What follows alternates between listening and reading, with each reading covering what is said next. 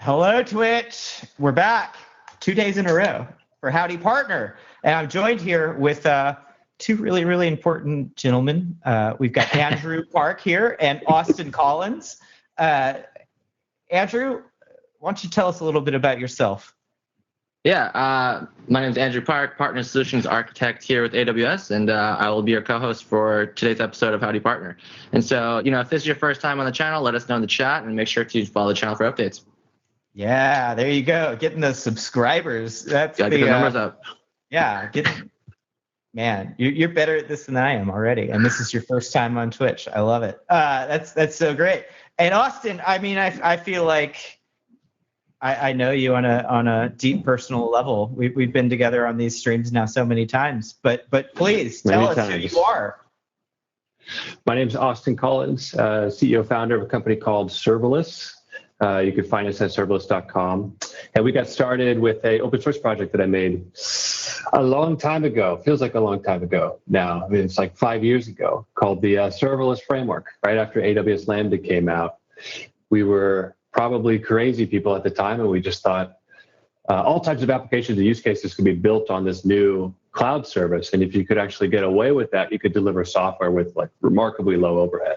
So that was where the serverless framework came from, and that's what we maintain today. And yeah, you can find us at serverless.com. I'm sure. And then, I think last time I checked on NPM, you have over like 2 million downloads. Is that right?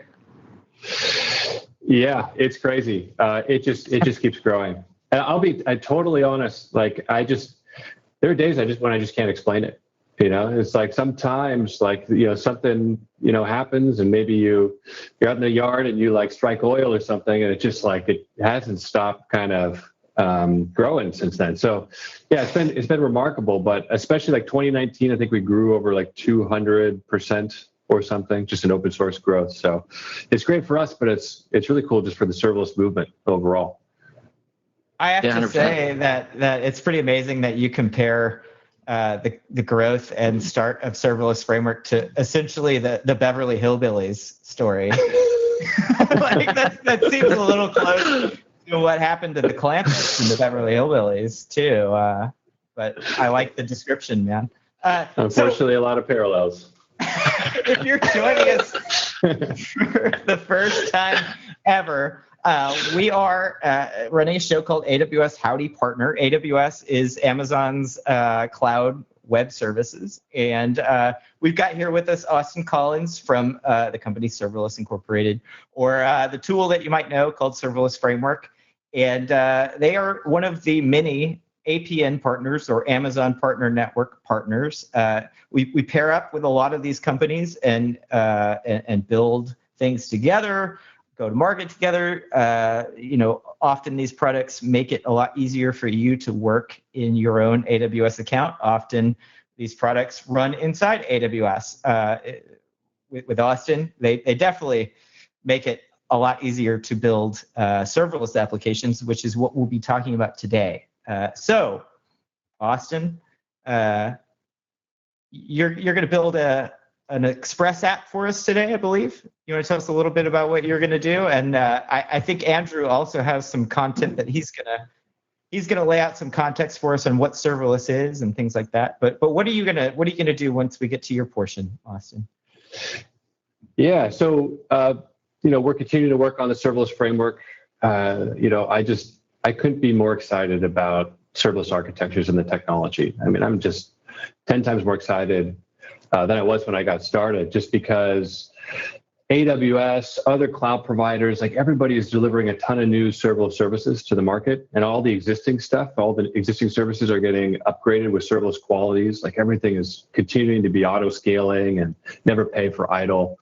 And it's just a great time to be a developer. I think of these new serverless services as like the greatest building blocks of all time.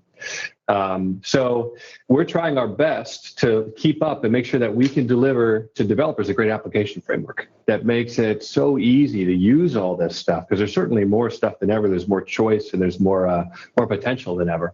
So we're continuing to work on the serverless framework to innovate, make it even easier. That's actually one of my big goals, one of our company's big goals for 2020. It's that there's a lot of stuff out there in the serverless land, and we're going to come back at that with a lot more simplicity, actually. So a lot of that is baked into new features that I'm going to show off today. And I'm not really like a big PowerPoint fan or a slide fan or anything. When it's, like as a developer, I just like to see examples and outcomes. So I'm going to try and put together a full stack application with like Express.js, React, DynamoDB, AWS Lambda, and AWS's new HTTP API, which is a great new API gateway product that's half the price of their initial API gateway product and 2 times faster. And so I'm going to show off all these cool new serverless framework features as I go and put together this serverless full stack application. Yeah, we talked a little bit yesterday about the HTTP API and the differences in when you would choose that. So we should definitely hear your thoughts on why when we get to that portion. But if you're tuning in, please, you've got the chat right here. Ask questions to any of us. Definitely Austin. I will push most questions to Austin just because he's that much smarter than me.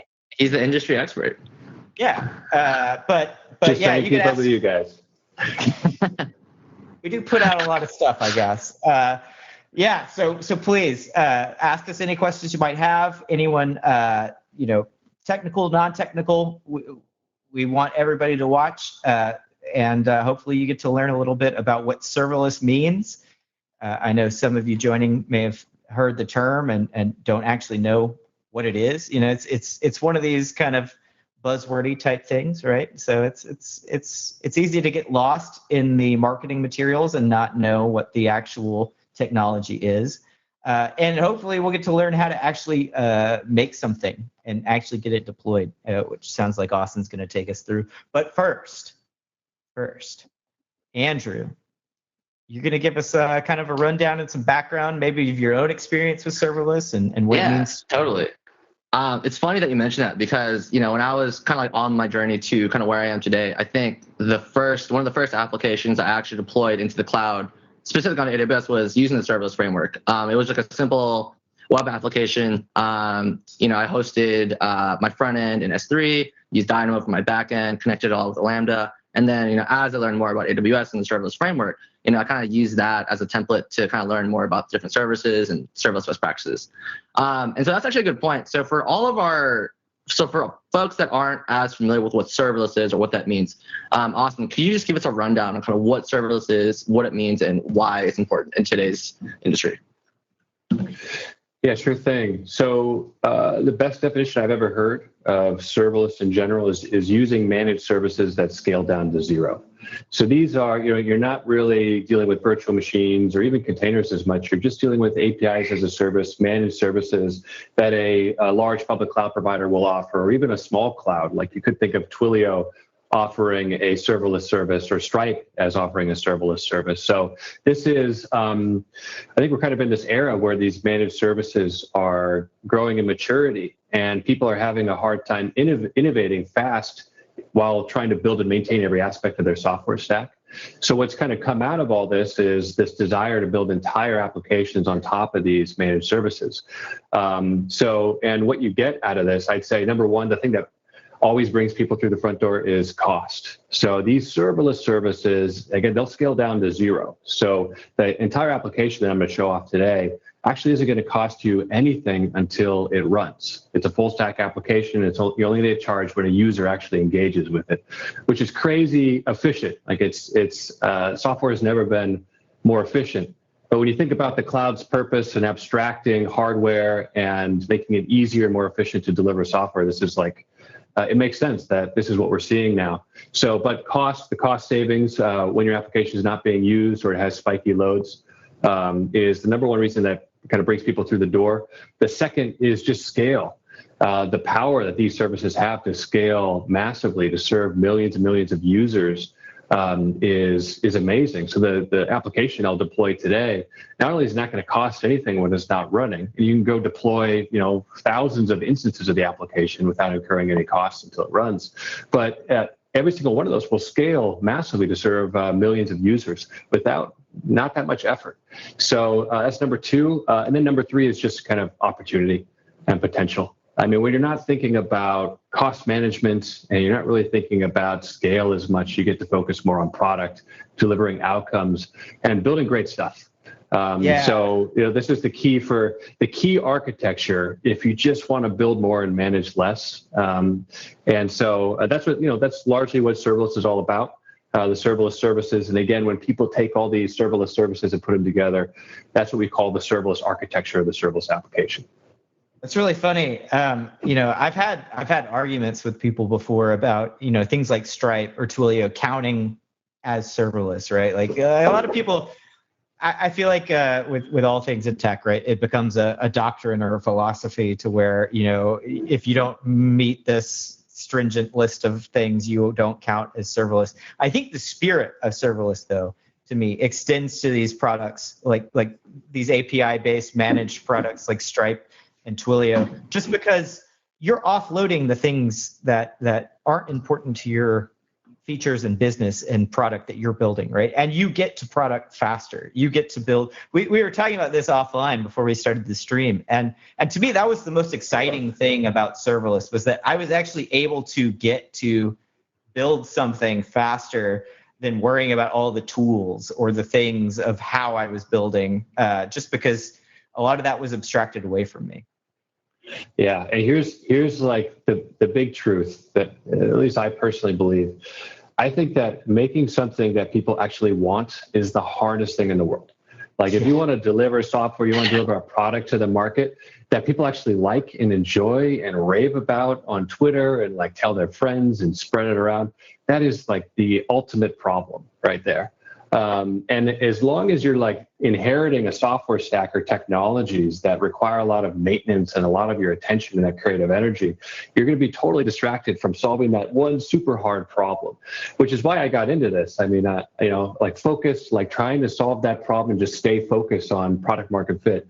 It's really hard. But the great thing about serverless is that technology gets out of your way. Right? It's there, it scales, only charges you whenever it runs, but then most importantly, it gets out of your way so you can focus on product market fit, on building something that people love.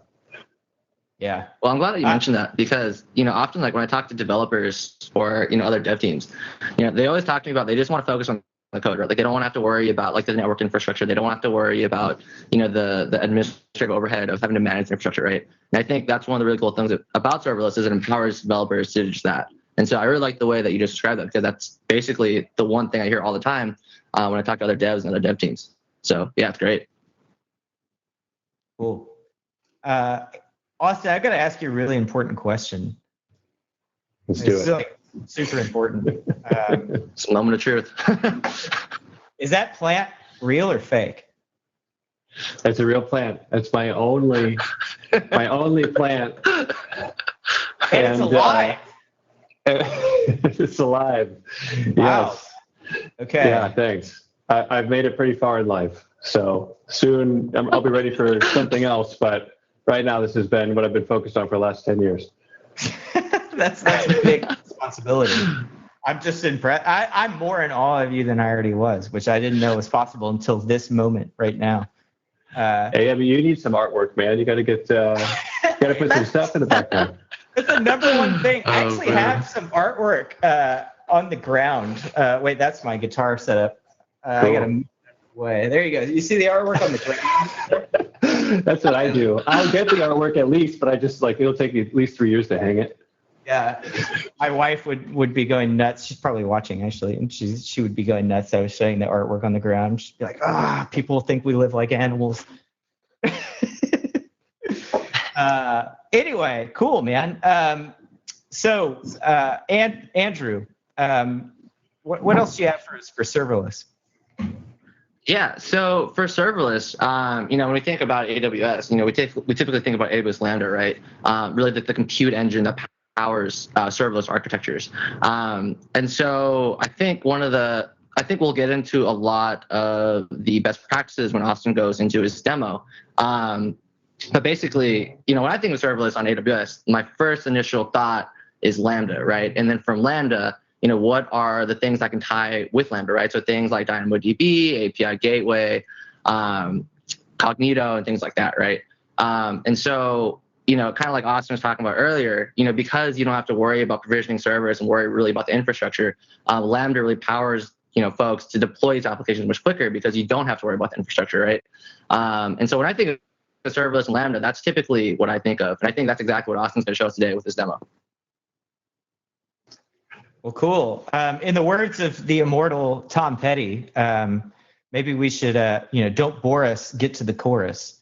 That's how Tom Petty described writing his songs, by the way. But maybe we should just jump into the code. What do you think, Austin? That sounds good to me. Yeah. I just I think we got to chat about the elephant in the room here just first before we do that. And that's apparently Andrew's been working with the container division over there at AWS. I don't know if I should be on the stream right now. Yeah, what's even worse? This is a shout out for Andrew, but also outing Andrew as a traitor to. We have as solution architects here at AWS, we have these things that are called technical field communities, and they're like internal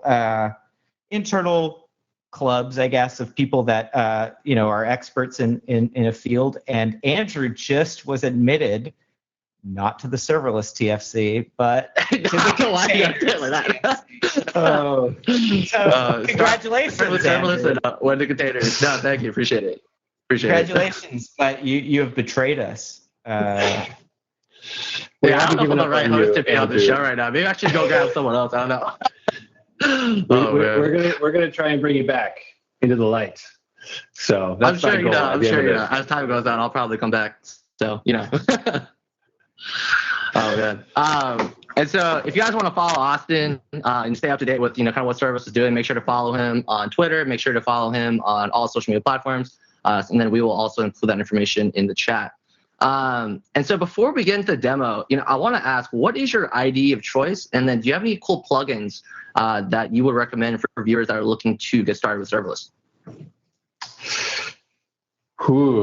So I use VS Code right now.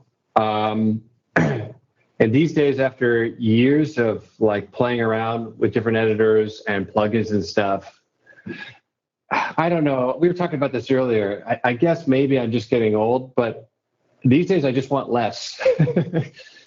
Tying it into the company name and category name. But these days I just want less stuff, right? I really want the stuff just to get out of my way so it just feels like I have more limited time and I need to get in and make a big impact whenever I'm working or programming or something and get out of there without something going wrong, blowing up or something like that. So I actually have a pretty super vanilla VS Code setup. I don't think I have any plugins. And then also I'm doing demos all the time. And so I've learned that when you are doing demos and you've got just a ton of stuff going on in your screen and all these blinking lights and stuff, all these fancy plugins, all the questions will be about that, right? I mean, if your demo's not going well, people are going to start looking at that stuff and getting distracted. So yeah, it's a bit of a boring answer, but just a very vanilla VS Code setup without anything. And I write super plain JavaScript too. But it's great. It's always there. It's reliable and simple. Nothing's blowing up when I'm coming back to it. And I could just go in and hopefully do something, make something meaningful with the limited time that I have. Okay, sounds good. Okay, so what will you be demoing for us today? All right, so is it time for perhaps a screen share?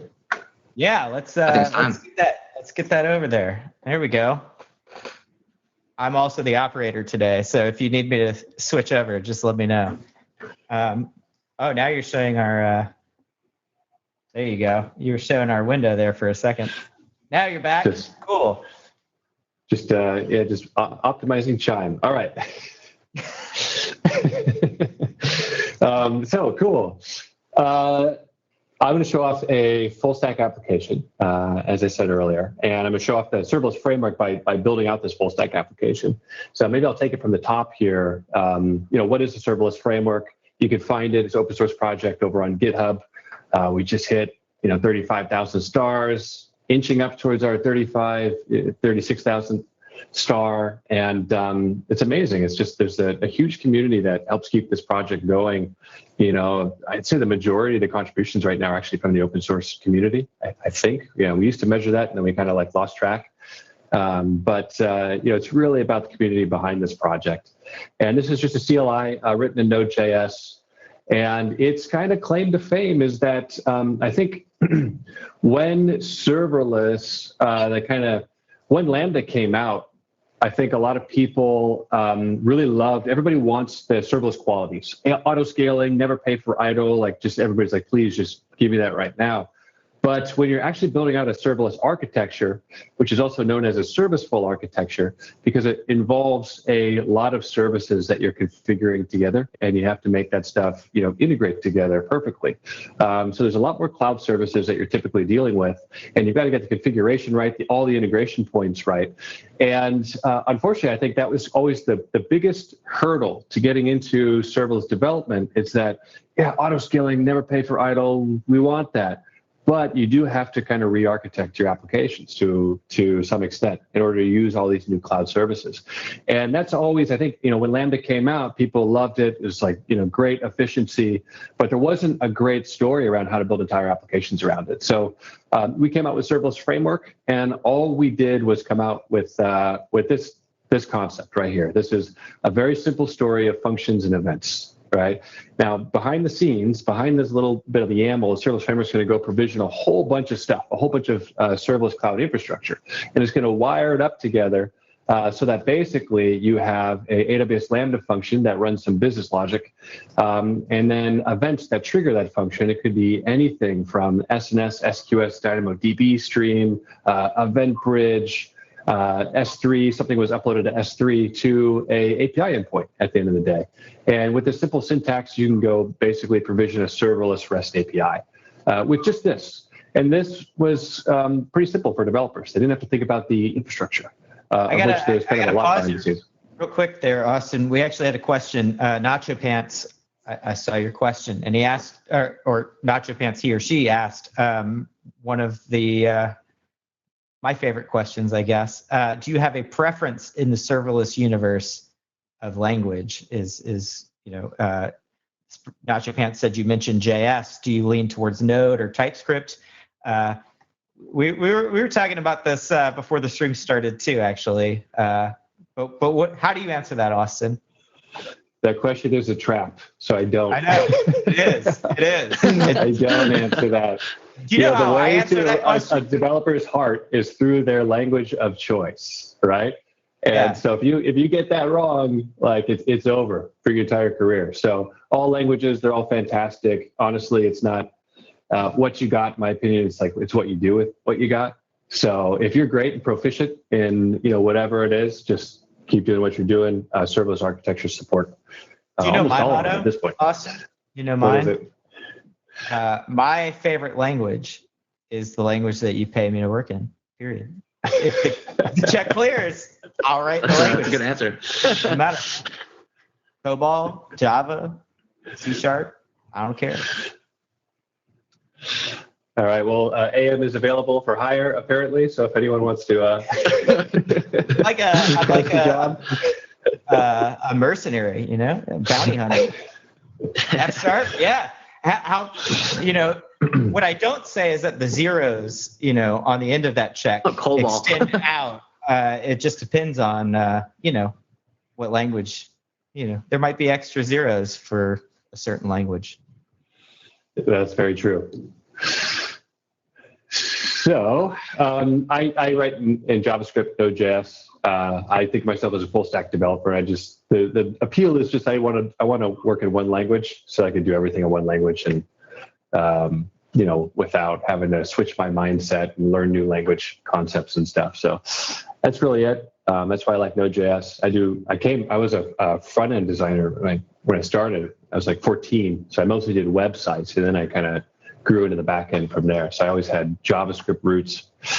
So that's what I'll be showing off today. But yeah, this is Serverless Framework, and this is it. The simple story of functions and events, I think, help kick off a broad technology trend. In addition to all the great services that AWS continues to deliver. And I hope that they deliver 100 more serverless services next year, because again, every single one of those opens up use cases and is a new building block for innovating with. So now this, since we got started with the CLI here, you can now, there's also a dashboard product as well. So if you log in, we're going to try and give you a entire single DevOps tool that does everything you need to go into production upon your first deployment with Serverless Framework. So you can use this to make REST APIs, GraphQL APIs, data processing pipelines, schedule tasks, all types of stuff. And if you could deploy easily with the open source product. But as soon as you log in, we're going to try and set up like CI/CD. We're going to try and set up alerts. We're going to try and set up metrics, secret storage, all that stuff, so that you don't have to. And that's kind of our vision for serverless development. Like, you shouldn't have to go like cobble together a whole bunch of tools and stuff like that to try and build like a serverless application platform. And we're just going to take the knowledge of your application that you wrote in our framework, and we're going to try and set everything up according to that. So, nowadays when you log in, you'll get something like this where you can see all your applications. You could drill into each one of your serverless framework projects here. So I've got REST API deployed in a few different stages, and without any configuration and without any instrumentation, you'll immediately start getting API requests, function invocation information, API errors, function errors, requests by endpoint, all types of data, cold start information. Then you could drill in and actually see more charts at an API specific level or a function specific level. But this is really our killer stuff, is when you click into this. So everybody loves charts. They can kind of see application performance easily. But what people really need and really love and want and appreciate in production is easy troubleshooting, right? Because when something goes wrong, there's just a lot of pain and urgency around that. So now, again, zero config, zero instrumentation. You'll get our access to our Explorer. So you can actually go across all your API endpoints, status codes, filter a query across durations, custom tags, and you could drill into every single request that your serverless app has made and click in to get more information, like the API gateway information, what's going on in your function at the end of the day. This function's ran for around 93 milliseconds, and about a third of that was a put item request for DynamoDB. And again, everything I'm showing off required zero instrumentation, zero configuration. In addition to this, super powerful troubleshooting functionality, we've got CI/CD set up. You just kind of turn it on by integrating, connecting your GitHub account or your Bitbucket account to it. You have CI/CD out of the box, like specialized for serverless architectures, with preview deployments, a whole bunch of cool stuff. And we've got a new Studio product, which is both offers streaming logs as you're developing, so you can see what's coming from your serverless application, as well as easy ways to invoke your API and your functions all in the same view. This is in beta. It's a little early, otherwise I'd show it off, but you can go and play around with it today. So this single DevOps tool. This is what you showed me secretly the last time you were on stream, Nikki and me, right? You didn't even have a page for this at that point, I think. Is that right? Yeah. I showed a different version of something like this that we still want to come out with. We just haven't gotten to it yet. There's still secrets. Yeah, there's still plenty of stuff to come, right? It's a great time for serverless, but there's a lot of tools needed. And we especially want to be that application layer, that developer experience layer. So This is everything you get out of the box today. And now for our new stuff, getting into the full stack application example here. What we've been focused on is just making the CLI a lot easier and a lot more powerful. So I wanted to call something out real quick, Austin, that you mentioned debugging, right, in these serverless applications, and this is one of the first things that people coming to the serverless world for the first time, right, that they've never built a serverless app. Most people as devs are used to having local hosts right there, right, and being able to run even with containers. You can expose a port out and straight from Docker hit whatever service you're building to translate it for terms that Andrew will understand, since he's betrayed us and gone over to the container side. But with serverless, you don't just have local hosts, right? So that debugging and actually getting metrics direct from whatever cloud service you're utilizing, be it AWS or whatnot, you're going to have to actually, get insight and debugging information from all of those dashboards that you were just showing. What do you think? Yeah. Look, one of the biggest pain points of serverless is just, you have to kind of re-architect and you have to use these services that only exist in the cloud, right? There's no local experience. And unfortunately, just to deploy your changes to the cloud is too darn slow, typically. A lot of the ways you deploy these infrastructure changes, configuration changes, code changes, it could take 60 seconds up to 5 minutes or something. And if you're a developer and you do a code change or a configuration change and you're waiting 60 seconds every single time, or up to 5 minutes, it's a complete deal killer. Right? I mean, developers, the killer feature is speed. It always will be. No one wants, you can imagine writing a book or an email or something, you have to wait 60 seconds or 5 minutes after every single sentence you type, or maybe even every single word, right? I mean, it's painful. So what people do is then they start saying I can't work like this. This is crazy. How are people doing it? So in the first kind of part of the serverless movement, we were obsessed with emulation.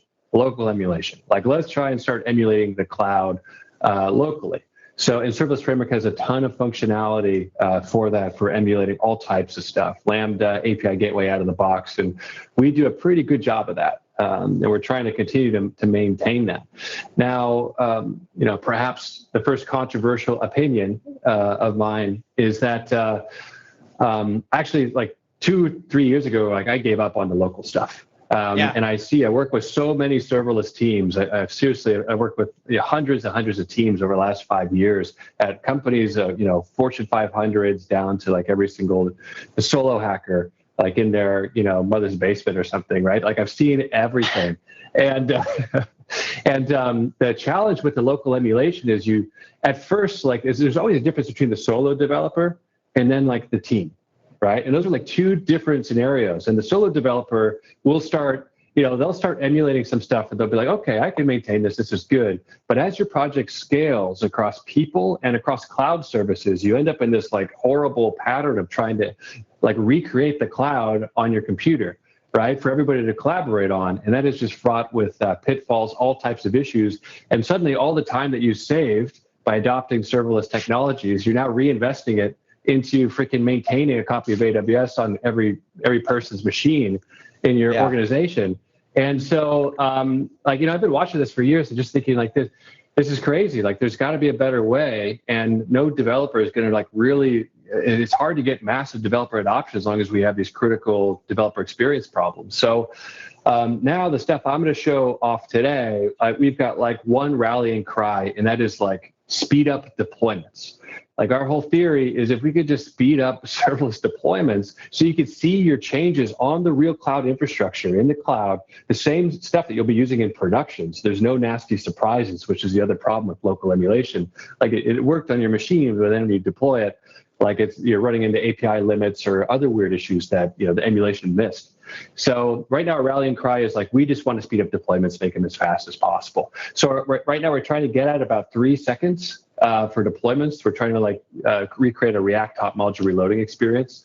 It's a heck of a challenge across the board, and especially in this distributed world or disrupted world where suddenly we're all at home and at least my internet bandwidth has slowed down by 10x. So we'll see what we get away with while I'm working. I'm doing a video stream and screen sharing and trying to get streaming fast deployments. But that's our rallying cry right now. So we want to make if we could just speed up deployments, then developers can see their changes on the real cloud. They won't have to deal with emulation. And not only that, we want to make sure that logs can stream in real time too. We basically want to recreate, all we're doing is recreating the experience that developers used to have. But before serverless came in, it was you work only on the cloud now, right? And you got to figure out how to deal with that. So that's what I'm going to show off today. And it's some of the killer features that are behind this full stack app. I mean, that's one of the first things that I tell people too, is that, serverless infrastructure in the cloud is cheap. Right. So just deploy it. Right. You don't need to mock all these environments, honestly. Just deploy a dev version of what you're trying to build in prod and just work off of that. Like a real, implementation of it, of the architecture that you would use for your infrastructure, for prod too, because you don't have to worry about shutting it down, right? You don't have to worry about scaling it out, and you can just walk away from it. You don't have to worry about it charging you money when you're not actively developing against it. So just have it, right? So let's do a quick recap. Tell everybody who we are, why we're here, for anyone joining the stream at this exact moment. Andrew, you want to recap for us? Yeah, so today on the show, today's episode of Howdy Partner, we have Austin Collins, creator of the Serverless Framework. My name is Andrew Park, Partner Solutions Architect here with AWS. And then we also have AM, who is also a Partner Solutions Architect here with AWS. If you're just now tuning in the stream, make sure you subscribe to the channel. Make sure to follow for updates. Cool. But yeah, so Austin, you have a demo. Is that correct? Yeah, let's get to the goods. let's get this thing up and running. So we can make it real for people. So this is the full stack app template boilerplate, and I just threw this together over the past week, basically. This is powered on AWS Lambda, AWS's new HTTP API, which is 50% cheaper and twice as fast as their previous API gateway. It is just a pleasure to work with. So this is a full stack app, but the backend is running on AWS Lambda and HTTP API. It's using Express.js. It's using React on the front end. It's using DynamoDB in AWS IAM, of course, and this project right here, my personal goals, like a personal goal of mine is like, I just want to try and deliver the most efficient, low overhead application ever. And I always feel like that's like just a big goal of mine. Like, how do I just deliver the application that I just never have to touch again, right? Set it and forget it. That is like dirt cheap and will scale without issue. So I think perhaps this gets pretty close. I'd say this will give any other kind of technology stack a run for its money. Additionally here, with this new stuff that I'm going to show off, our big goal is you shouldn't have to learn how to re-architect your applications or like redo applications. So what I'm going to show off is like a pure Express.js experience, a pure kind of front-end React.js application that's kind of abstracting away a lot of details that, to be frank, 99% of people it doesn't really matter for.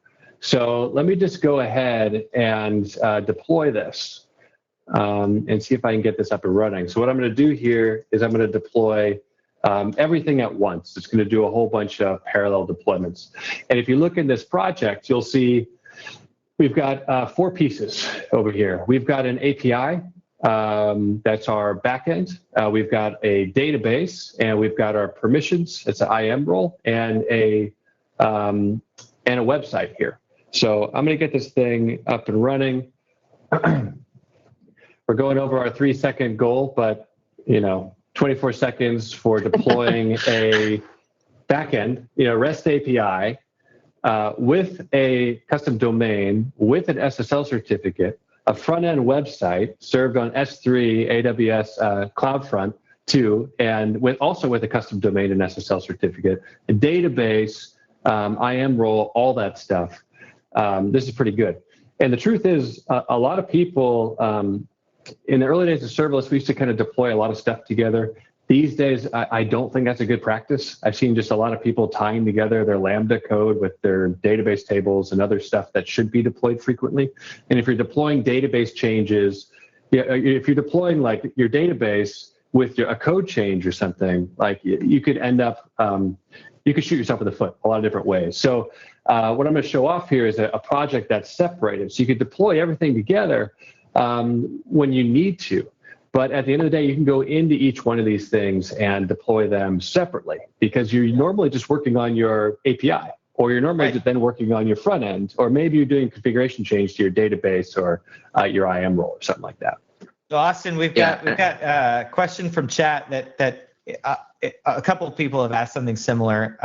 I'll take the first stab at it, and then I'd love to hear your opinion too. I'll paraphrase, right? So the question is around why would I use serverless instead of CDK or SAM or CloudFormation or Terraform? I'm hopefully knocking out all the ones that people will eventually put into chat. But why would I use serverless instead of X, right? And I think the biggest reason is because to speak on behalf of Serverless Framework product, and then to let you come in and correct me where I'm wrong. I think it's because serverless is a purpose-built tool for building serverless applications, whereas some of these things aren't, right? And so you all are building exactly the tooling and developer experience mitigated exactly for the serverless developer, right? Some of these other things can achieve the same outcomes, but it's really, at the end of the day, meant for a different audience sometimes. And I think why would I pick X over X in general is just, hey, there's lots of options out there, right? And it's a good thing that there are lots of options out there because it lets your team come out, test these things, see which one works for you and your workloads. What do you think, Austin? I think that's pretty darn good. Are you available for hire? Hey, I don't know. Never know. Well, yeah, look, I think serverless applications, serverless architectures is a new architecture. And you really have to specialize in that because it's got a lot of quirks, a lot of differences. You're working with services that only exist in the cloud. It's a service-full architecture. There's a lot of stuff there. You've got weird challenges on how you provision code, how you stitch this stuff together. And it really takes a specialized tool. And I think the proof is just in the traction. Since day one, the framework has just been on this tear. And I think, again, like a lot of it I can't explain, to be frank. I think a lot of it just might be timing, and might be luck. But this, at the end of the day, like we want to nail that type of architecture. And our belief is that this will become the default cloud architecture, that these high-level serverless services will kind of take over the majority of use cases in the future because cloud, again, is meant to be an abstraction over hardware. And I think this is abstract and as simple as it gets. In fact, my personal theory is the cloud is going to become focused more on outcomes, APIs for solving business problems, people problems. You're not going to be thinking about infrastructure. You're not going to be asking Amazon for a virtual machine. You're going to be saying, Amazon, like, what's in this image? Or can you tell me the emotional sentiment in this string of text, right? Immediate outcomes, business problems. And there are going to be a bunch of services that'll continue to come out to solve all these things, right? Yeah. And composing these together to make applications, specific products, it could be crazy, right? But feels very much just like where the cloud was destined to go. And the framework, I always say the framework's destiny is to be that place where all those services come together to make a whole, to make an entire application. So that takes specialization. And then we just really care about developer experience. I mean, there's just so much stuff that I've spent years of my life, like up till like 3 a.m., just like modifying CLI text in the output or something like that. I mean, there's a lot of crafting that goes into this to keep developers productive and happy. And I think that experience, that attention to detail is what keeps bringing people back. And it's, we've gone a long way. I think, what is Kubernetes at when it comes to, star traction? You have to ask Andrew. That's a good question. Let's take a look. Andrew. Let's ask Andrew right now. He knows. I know you're hanging out here. Yeah. So this is a ways ahead of us, and we're trying to catch up, right? We want to get there, and we're making some progress. But it's pretty remarkable because, again, we're just a single company, right? And like we try our best to foster community and make this everybody's project. But we're just a single company at the end of the day, whereas this is like there's conferences and like standard committees that are like backing this stuff. But I think, a lot of this is just because people want to do serverless stuff, and it takes specialization, and then also developers just love the experience. Yeah, we had a shout out for Sam in the chat too, which sounds a great tool as well. I can feel Chris Munn's looking over my shoulder right now at this moment. If I don't actually acknowledge Sam and cold in the room. It's a little chilly. Yeah. It's a good thing I've got the jacket. Just kidding, but yeah, Sam's a great tool too. And my point in stating all of those tools, they're all great tools. I wasn't aligning any favor or priority to any of them, honestly. But at the end of the day, you have to try out a couple of these things and see which one work best for your team and your flow. You may find that there are features in one that don't exist in another that are key to what you're trying to do as a team, right? So if those exist, if you're able to pinpoint those, then you found the tool that works for you, right? If you know what types of things that you need to ask your team as you're building with these. It's the same with serverless and Kubernetes, if we're being honest too. There are very good reasons, and I can't believe that I'm saying this in front of you, Austin. There are good reasons to use Kubernetes or containers in general. I apologize. You're breaking up. Yeah, I'm so sorry. Austin, just cover your ears for a minute. Yeah, I mean, these are all, at the end of the day, these are all tools in a toolbox, and you shouldn't assign anything else but what utilizes that tool for you and why you choose it. Branding a philosophy to how you do work is ultimately going to slow you down, I think. But there are people that could disagree with me there too, and totally makes sense. So we also had a call out too. I gotta call this out, and I know Austin probably won't do it because he's on a stream with 2 AWS employees. But Denny said it's pretty rad that Serverless Framework supports different clouds. So I know you're probably not trying to highlight that feature, but yeah, it does. I mean, you can actually deploy out to other clouds as well with the same infrastructure as code YAML file here. Yeah, a brief note on that. I think choice is important for developers, and it's not just about all the big public clouds. What we see is a ton of AWS. AWS is just rocking with the serverless infrastructure. I mean, they're just kicking butt, doing amazing stuff, investing in it. I wouldn't be here today if it wasn't for those crazy visionaries on the Lambda team. Trying to do something totally novel and disruptive at the end of the day. I wouldn't either. Yeah.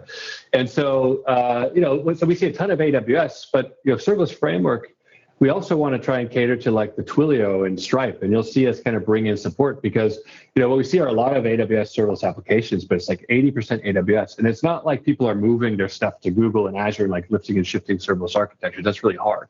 But they are taking little pieces into what is mostly an AWS stack oftentimes, just to have some other service, maybe something that they think might be have some competitive differentiation or something. And yeah, we want to be open to accommodate that scenario. But at the end of the day, most of our users are AWS users. AWS is knocking it out of the park with the serverless infrastructure. Every reInvent is Christmas all over again. Yeah. Very stressful Christmas for me personally, but yes. All right. Well, this thing is up and running. It's deployed, and to prove that this isn't vaporware, everybody can actually go to this right now over here. So I've got a dev version of this full stack app. Here we go. Functionality. There's not a ton here. But we've got some slick graphics, so hopefully that helps. But there's it's basic users CRUD. You can go in and just say test user at serverless.com or something, test pass, and register, and you've got your dashboard, all the users CRUD kind of figured out. So just the basic kind of foundation of a web application. This is up and running. I've got a dev version here. And to look at kind of what's powering all this at the end of the day, we'll look into each one of these things, each one of these serverless projects. So on our goal to make things simpler, And our goal to not force people to have to re-architect all their applications, we've got a new concept in Serverless Framework called components. And components are just libraries that know how to provision something on serverless infrastructure, particularly like an abstraction or a type of an outcome. And we've got components for a bunch of stuff now, like a website. If you just want to deploy a website on AWS or serverless infrastructure, you don't need to go compose all the infrastructure together anymore. We're going to give you an experience that allows you to get that up and running really quickly. Same for Express.js, too. A lot of developers at the end of the day, if you ask them to leave their framework of choice, like it's just a deal breaker. So we're trying to kind of, instead of trying to bring everybody into serverless and say like, hey, you've got to learn all this infrastructure and all the configuration options, how to compose it together. This is our effort to take serverless infrastructure and package it in a way that's familiar to everybody and bring it to these different communities and these different use cases. So that's the mission that we're on today, where we're going to go, after like Flask and then Laravel and WordPress and whatnot, and design experiences, serverless hosted experiences just for them, so that those people can appreciate serverless qualities without the complexity of all the configuration and infrastructure at the end of the day. Got two questions, Austin, specifically about that Express, and I know that's actually what we've deployed here too. So yep. This is a contentious and hot topic, right? This is one of these areas where people really like to dig in. First, the less serious question: would you call this I heard these terms yesterday, mono lambda or a lambda lith? A lambda lith. That's the first I heard that one. We love lambda lith. Like we love lambda that term. Lith. Okay, so you pick lambda lith. You vote lambda lith, not mono lambda. Yeah, I that's the coolest term. Okay. That's our official company opinion on that. But realistically, if this is about like how to structure your code, here's what we do at the end of the day. We actually aren't crazy kind of everything is a microservice doing one single task. We actually practice like a service-oriented architecture where we've got a handful of functions that are not the entire application, but are scoped to specific domains like users or some other kind of data model or a couple data models that are related to each other. And so that's actually, we probably have maybe 100 functions at our company. But the bulk of the logic, like 70% of the logic, is in a handful of larger functions. And look, you can go do whatever you want. I used to be a purist and say like, oh, every microservice, everything. But the truth is, at scale, you're going to deal with a lot of infrastructure configuration complexity, a lot of overhead there. And again, my guiding light is I'm looking for less overhead and simplicity in everything that's built. So the idea of like merging some logic, in a single Lambda function, so it's just one less thing you kind of have to think about to some extent, was just really appealing for us. So we've got a handful of like, larger functions. Not containing the whole application, but specific kind of domains of the application. And then a bunch of other kind of one-off task functions, scheduled tasks, scripts, like real-time processing functions, all types of stuff like that. So going forward as of today, it's exciting because Lambda has more power than ever, right? There's like provision concurrency, customizing the retry functionality. Like they are just like decking it out with like all the cool stuff. However, there's more configuration overhead than ever before, and like more stuff you have to look out for. So while I love like the innovation that's coming out of that team, like personally, I'm backing away saying like, okay, I want less functions. I just want less configuration overhead and a simpler, basically patterns on top of that, which is what we're doing. I think we're at this point where there's a lot of serverless configuration, a lot of complexity, and all people really need at the end of the day now are just like patterns. How the heck do I put this together to make X, right, or Y? So these components that I'm showing off are kind of a response to that urge. It's just like, hey, let's come up with the best patterns that we use in production, that our customers are using, and let's make sure that we bring those to the masses. So just like you shouldn't have to be managing servers, like you shouldn't have to be thinking about how to build a REST API from scratch all over again. Like we'll do that. We'll give you like the best configuration options, the most everything you need to manage that use case and make sure that it's true to your framework that you love without having to think about like events and function handlers and stuff. And we'll try and like combine all that into a great pattern, a great opinion that we maintain so that you can use that and get up and running without having to think about all that stuff. Yeah. So just for anyone watching, a mono lambda or a lambda lith refers to when you take one function, right? You take your source code and bundle it up to deploy in one function, and you're utilizing some like higher order web framework in that, like Express with Node, for example, or maybe you've got like yesterday we did an ASP.NET application that utilized the full ASP.NET Core framework in one function, right? And so all routing was sent through one route in an API gateway, and then the actual routing happened at the framework layer. So in Austin's case, it would be the Express layer. I want to take a step back too, and for anyone joining us just now, we are AWS Howdy partner. We are a show that is all about highlighting all of the products and partners within the Amazon Partner Network. Today, we're talking to Austin Collins from Serverless Incorporated that builds a wonderful product. It's actually, I didn't tell this story, but back when I worked at a company called Box back in like 2015, 2014, SLS was the first way that I built a serverless application as well. It was my first serverless app was a serverless framework app. So I have you to thank for that, Austin. So if you're watching and this is the first time you've ever watched the AWS stream, be sure to follow us.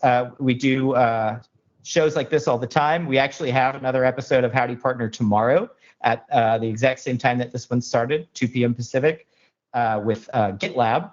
And we have a partner, AWS partner, I don't know what to call it. It's like a shindig, I guess, tomorrow morning at 9 a.m. I don't know who's on that, but you should watch. It'll be great. And we're joined with a fellow PSA, Andrew Park, too.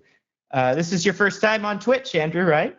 Yeah, trying to pump up my following. Cool. Sorry to interrupt you there, Austin, and kill the flow, but let's get back into it. No worries. I see someone asks, what are some advantages of doing the Lambda Lith approach? Isn't that a lot of overhead for one API response? I spoke a bit about this earlier. I think a lot of microservices, I'm a big fan of separation of concerns, especially because they enable autonomy and people, to own specific things. However, I feel like at this point, like there's so much configuration involved in a lot of these services that it's just easier to consolidate. And then furthermore, with this component that we have here, so this component, again, knows how to deploy. I'll run a quick deploy here. This component knows how to deploy an Express application, a pure Express application. So if you look at here, there's no function handler. Or anything like that. You're just dealing with like the pure Express experience that developers know and love without having to think about the Lambda environment. So you get the pure Express experience, and then this component knows how to package that onto AWS Lambda, map it to AWS HTTP API, which is the API gateway in front of this. So this provisions AWS Lambda, packages your Express app on top of it, also provisions AWS HTTP API with one endpoint that sends all requests into the function because it's Express that does the routing at the end of the day. So is that a lot of overhead? It depends what you're doing. There are times when you want to separate that stuff out. However, look, another big problem that teams kind of suffer with sometimes is when you're writing applications in Lambda, even like a monolithic application, a lot of teams aren't able to use their Express framework or their frameworks that they know and love, and they try and roll their own things. So now they're in the business of using this new architecture and then rolling their own custom framework. And at least in our experience, that's always been there's just a lot of problems that can come out of that, right? And you're distracted again from building great products. So this, again, tries to limit overhead and really standardize around a convention that's known to everybody. And you could use Express. I'm using Passport, for example, for authentication, authorization in here. then everything works just like any other Express app. You don't have to rethink how to build an application framework or anything. And it's all this stuff together that I'd say reduces overhead significantly. Yeah, there's such a thing as premature optimization, right? Like, and if you worry too much around will my application scale before you actually need to, it can paralyze you from actually even getting anything out. So, going forward with the product and building it, if you have the data, let's say, maybe you know that a certain service is going to be overwhelmed, maybe breaking that one service out to its own function, right, and its own API gateway would make sense. But if you have no data and you just need to, essentially start building your product, I think this is a good approach as any, right? Yeah, absolutely. Beware of, it's so easy to over-engineer stuff. Again, engineers, we love to get sucked into the details and be fine-tuning something. Meanwhile, no feature shipped on the product for 3 months, because we're playing around with this stuff. That's honestly 80% of the time, stuff like that happens. So, focus, attention, you got to guard that stuff like a precious resource. And this certainly helps. And again, we're trying to give you the best patterns, the best experience, that you don't have to worry about all that stuff and figure out how to glue all this stuff together yourself. And a quick shout out to Brett. If that's the Brett who I think I know, he actually contributed to the AWS Serverless Express GitHub library that actually does the translation of the Lambda environment and API gateway environment to Express, and we're actually using that library in here to do that. So this is a product that Brett actually helped out with. And Brett, I hope you like what I'm going to show off next, because we're going to take that cool library that you and everybody else has been working on, and I'm going to show you some killer developer experience features on top of it. So just to jump right into those. So this is, again, a pure Express experience. Now here we're just pointing, and this is a component. So Serverless Framework, you just open up serverless.yaml. You don't need to specify an app. You could just reference a component that you want to use. Components exist in the cloud. You're not going to download anything. But again, they're just instructions on how to deploy a specific outcome on serverless infrastructure. And they're semantically versioned. So I'm going to reference this version of Express. I'm going to name my instance of this component. There's a lot, if you're familiar with NPM or other package management libraries, this is very, very similar to that. Then every component just has inputs, simple configuration focused on everything you need for that use case, right? While hiding away stuff that's not necessary for that use case. So here we're pointing to the source. You could actually expand the source config into an object and run a build hook and everything before it deploys. You could also pass in an AWS IAM role as an input for your permissions, for what permissions the Lambda function has. For example, you need to give it access to reach out to DynamoDB, which is what we do here as well, because components have this great outputs feature. So every component has inputs, but they also export outputs. In fact, if I just run the info command, you'll see the outputs that this Express app is returning. It returns a URL, the raw API gateway URL, and then a custom domain, because I've also set up a custom domain here. And you can actually reference these outputs without any effort or setting anything up, just like this. So this is how you can start composing components together.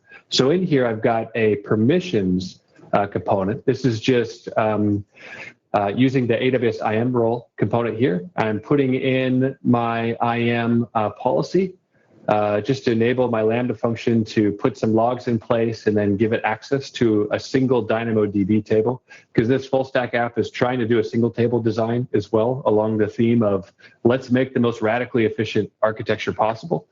So this permission component here returns outputs. It exports a name of the role as well as the ARN. So I'm just going to reference it here really, really easily. And then you could also reference environment variables. So if you look on the left, I've got 2 env files. I've got one you can actually use. You can name them after different stages. So I've got one for my dev stage and one for prod. So these values will switch out depending on which stage you deploy this to. And I've got a custom domain that I'm referencing in here.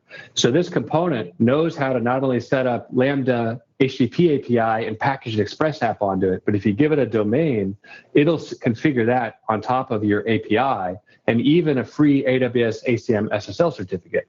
So like you really have that production ready serverless API like immediately ready to go. So that's the custom domain that was set up by this component right here. Again, if you're trying to figure this stuff out by yourself, there's a lot of tools out there and a lot of great tutorials, but I'm telling you, you're going to be like weeks. It's going to take weeks to like do this and do it optimally. So you don't have to think about that. We'll do it for you. And then, of course, environment variables that you want to pass in. So here I'm referencing, I've got a DynamoDB. Here's my single table design. So I'm referencing the DynamoDB component. And I've got, my interpretation of a single table design here. Pretty simple. I have one index on it. And the goal is to use this single table for the majority of the application. So no other DynamoDB tables. And this is auto scaling. It's set to auto scale as well. So as serverless as possible. So we're referencing that as environment variables. And deployment is quick. We're deploying, let's see, while streaming, while doing all this stuff on a connection that is fully clogged by everybody working from home in my residential area right now. Like we're doing like 6 seconds deployments to see changes in the cloud. God. Which is pretty good. And we've got a ton of stuff we're doing to optimize this further. So our rallying cry is 3 seconds or bust. Like it's like 3 seconds or just like, we deserve to go out of business. So, all right. So let's take a look at development. So first off, easy experience designed around what what developers kind of know already, and with fast deployments. We've got output referencing, so we can start composing, bringing some other stuff into this that we need. We've got a custom domain that was set up with an SSL certificate already. But this is our next great killer feature that hopefully puts a smile on Brett's face, but I can't see his face, so it'll be tough. So this is the new Serverless Framework Dev Mode. And look, again, serverless is great. There's also a lot of configuration complexity. So we're trying to take that, simplify it, and give developers a fast feedback, a fast experience that they are familiar with and are used to. So when I start serverless dev mode, it automatically watches the component for changes. So every time I will change something in here, so let me go into my Express app, and I will go into, let's see, let's just do the login method. I'll do like a console log, hello world. I'm going to save that. So as soon as I hit save, it's going to use our fast deployment technology to just provision that. And again, so boom, like the change is up in the cloud.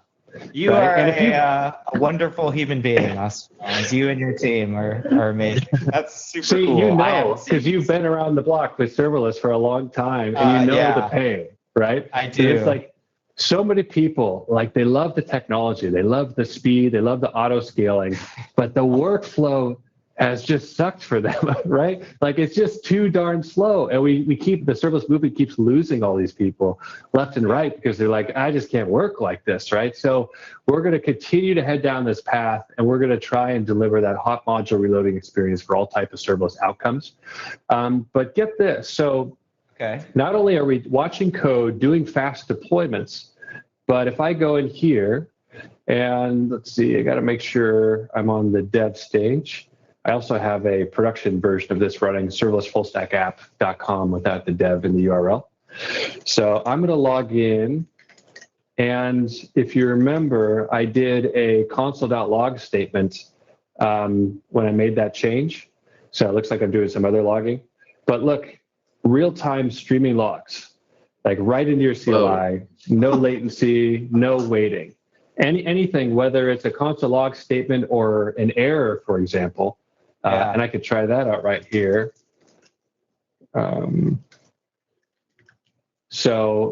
Anything, log statements, errors, all types of stuff. Dev mode enables instant feedback into the CLI. So I'll try logging in again. And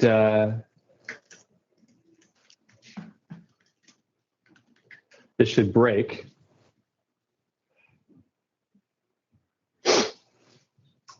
And I'm not catching my error correctly because you have to do this. You have to catch it You have to catch it a specific way in Express apps.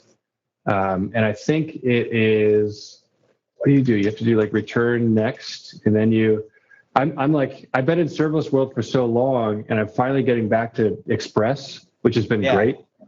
But I can't remember how you catch errors in the Express conventions. So maybe somebody from chat can throw in. I don't remember either.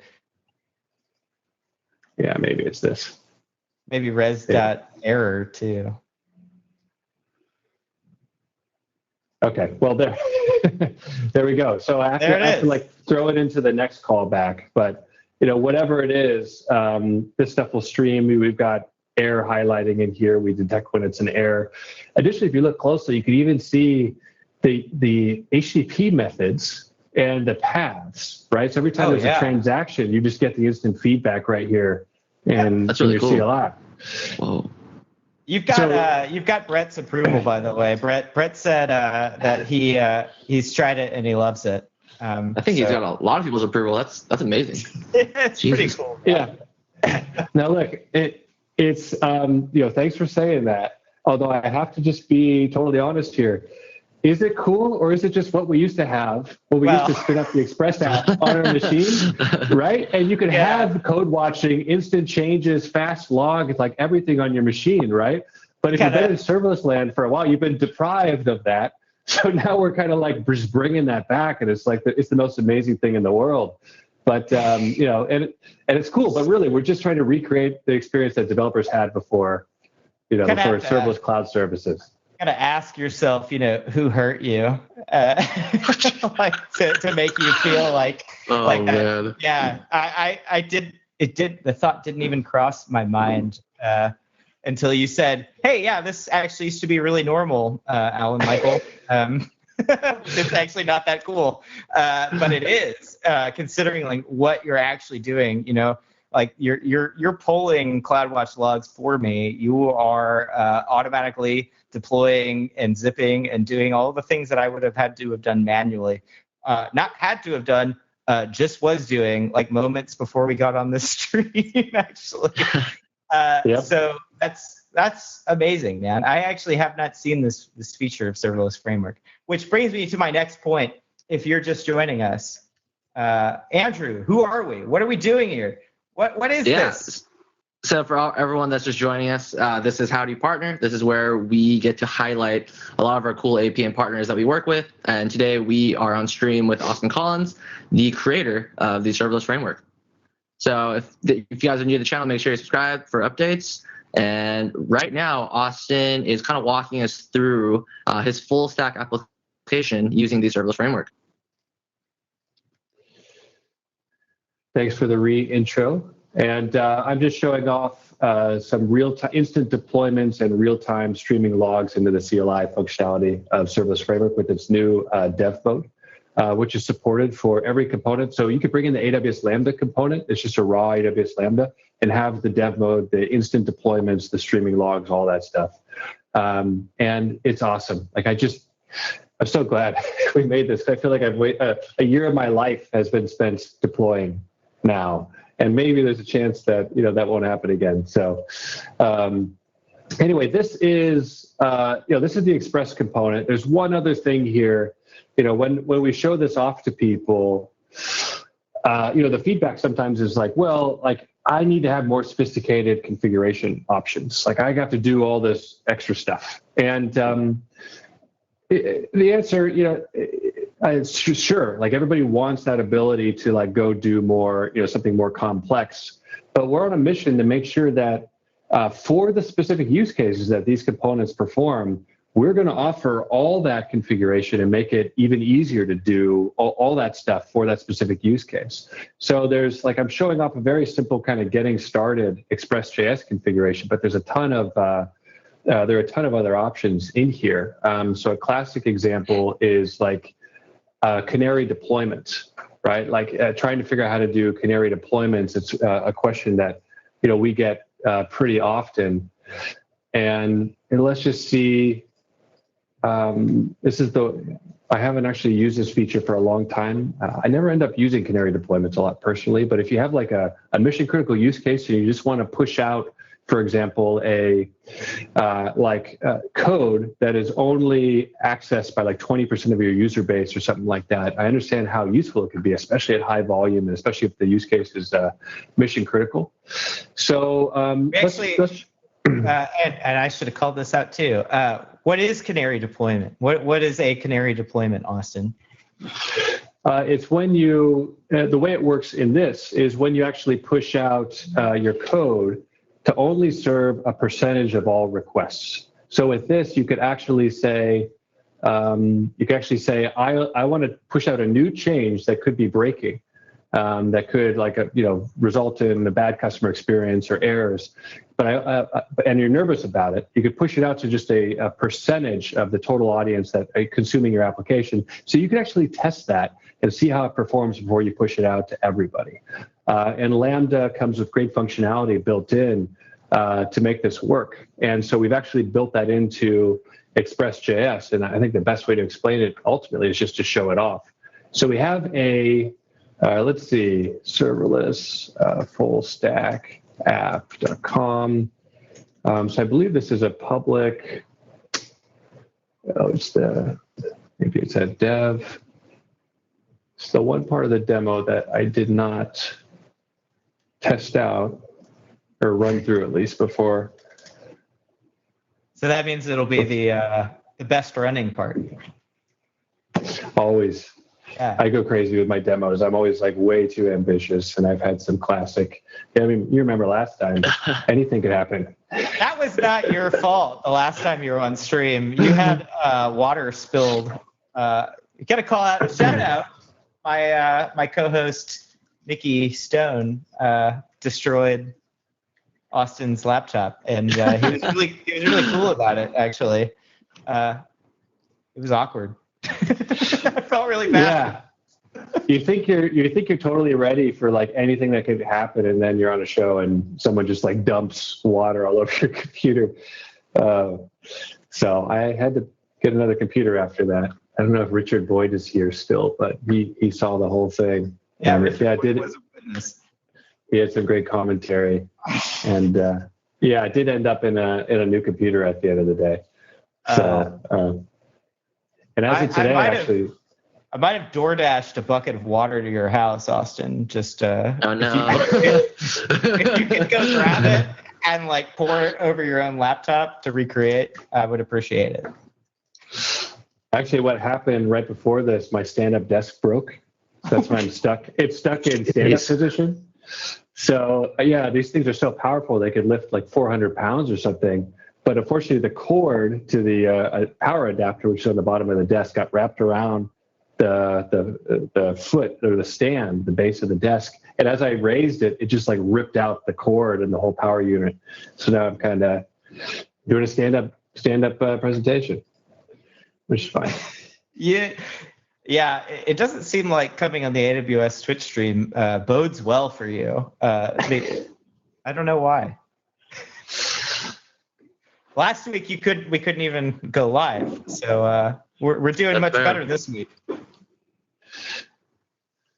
It's all good. You've got some standing people in sympathy. We stand together. Osteopath is standing up for you.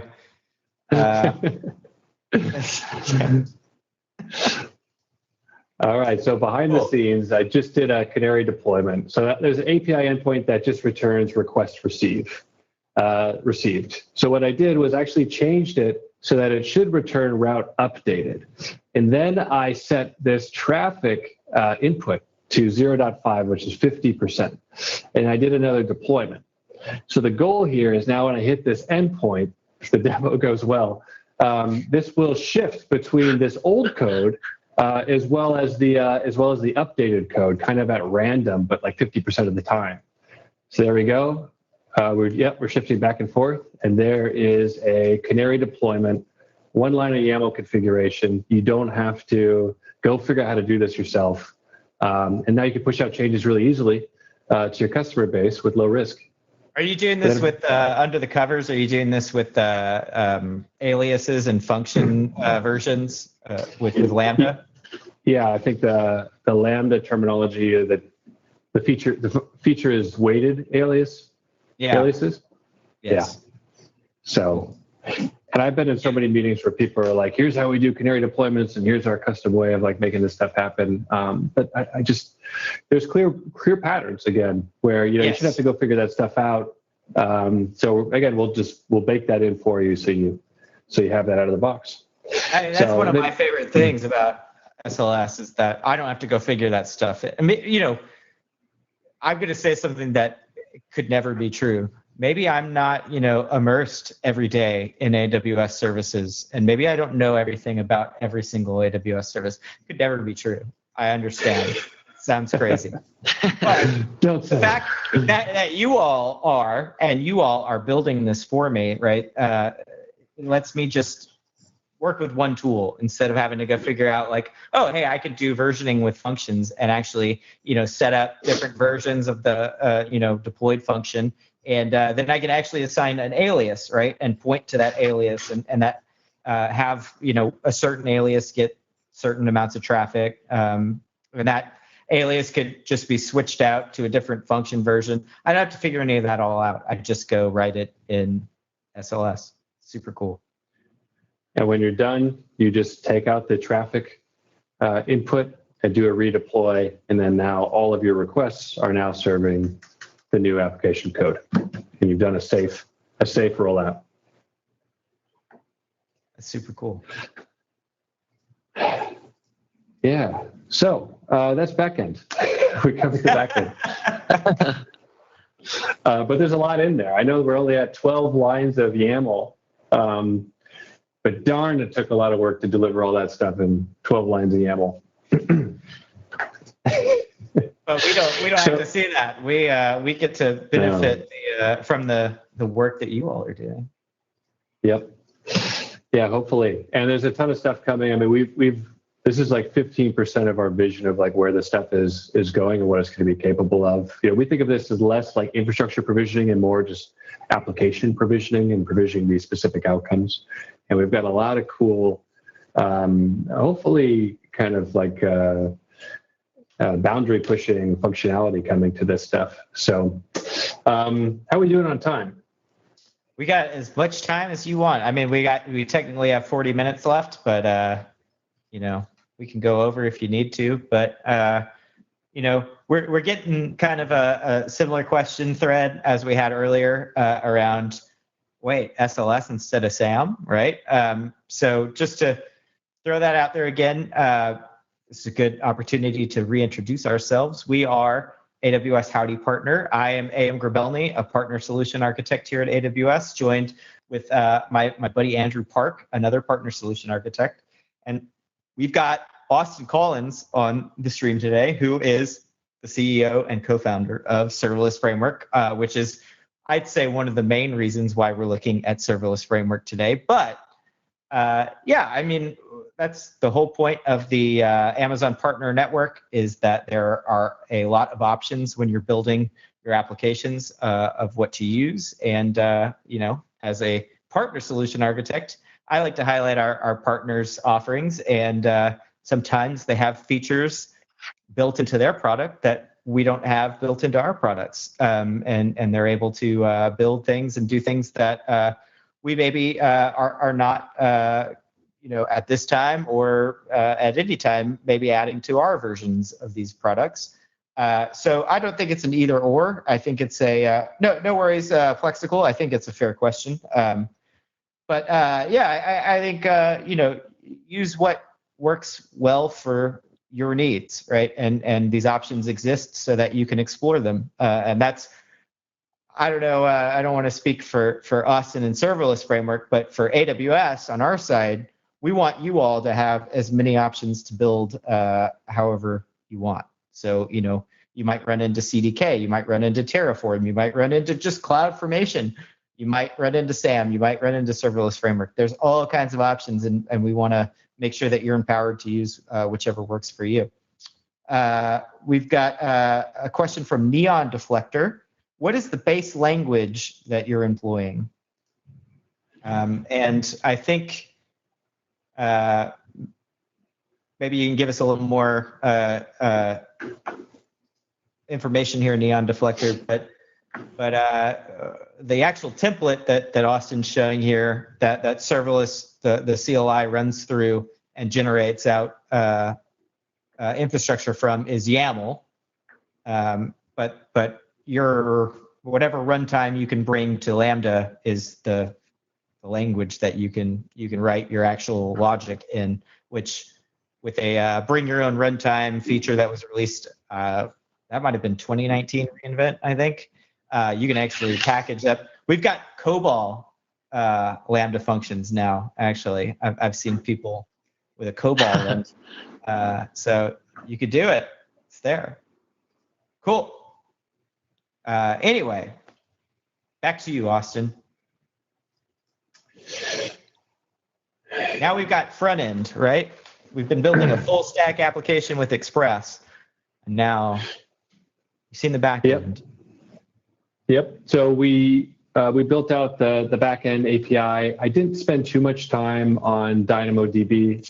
Again, in the actual application source code here, you can check out how we're doing authentication, authorization, the DynamoDB requests, especially my current interpretation of a single table design. The goal of this application stack, this template I'm showing off is to be like the most efficient architecture possible. I think the lowest total cost of ownership, right?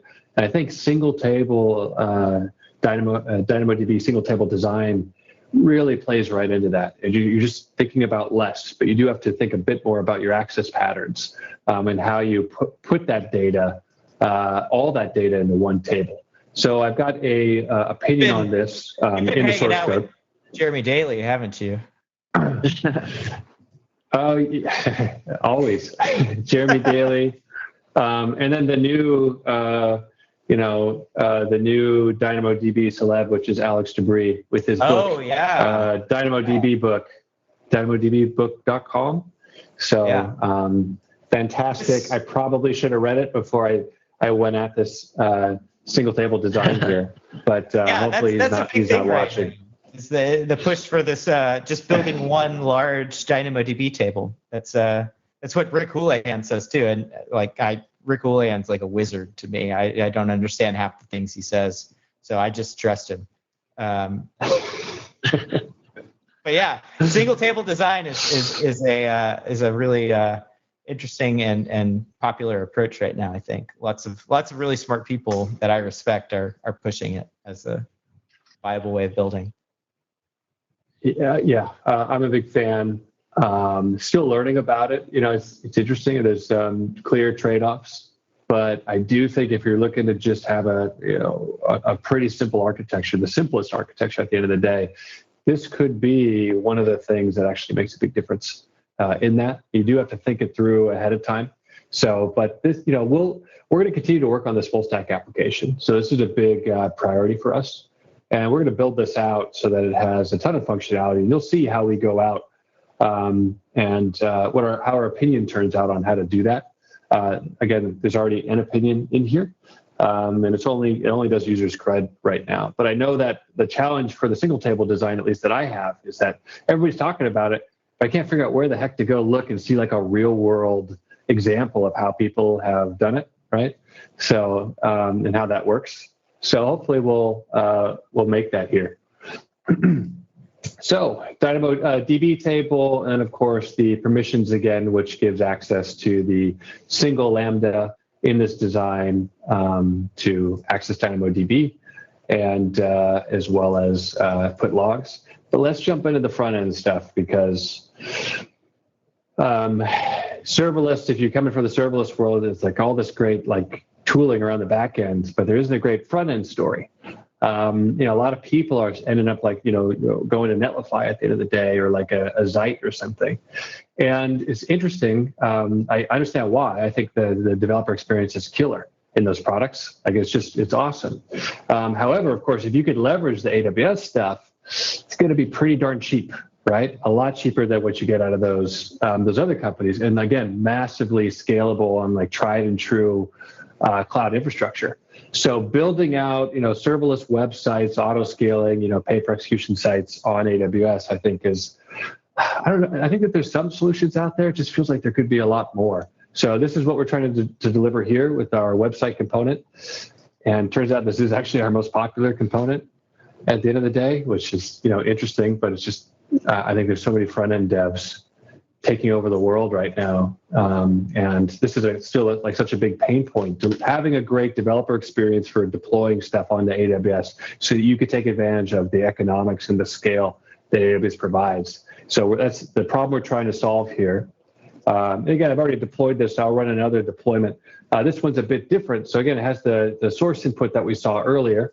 And it's just referencing a create React app, pretty vanilla create React app application in here. Here's the source code for that over here. And in this input, you're actually able to specify a hook that runs. So I'm actually going to build my source code on every deployment by running this hook first, and then specify the directory of kind of the built artifact that I want to deploy to AWS. So this component knows how to provision, your S3 bucket for website hosting, CloudFront distribution, for CDN, for serving everything. And then, of course, if you specify a domain, you can see that it returns the domain here. It'll set up a custom domain for you on top of your website, as well as, again, a free AWS ACM SSL certificate. So all out of the box, like production-ready, static websites with like a killer developer experience. So you don't have to go figure out how to do all this stuff on AWS by yourself. And we just kind of took out this feature. We're about to put it back in, but we used to have like great stuff like environment variables, so that you can actually just embed the API URL like right in the front end too. So we're going to put that back in like just a couple of days here. Anyway, front end, production ready. Here it is, up and running. It's just that create React app application.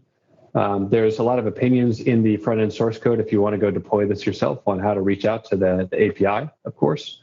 CORS is all set up on the API. You don't have to deal with that hairy problem that a lot of people stumble with. And so serverless full stack.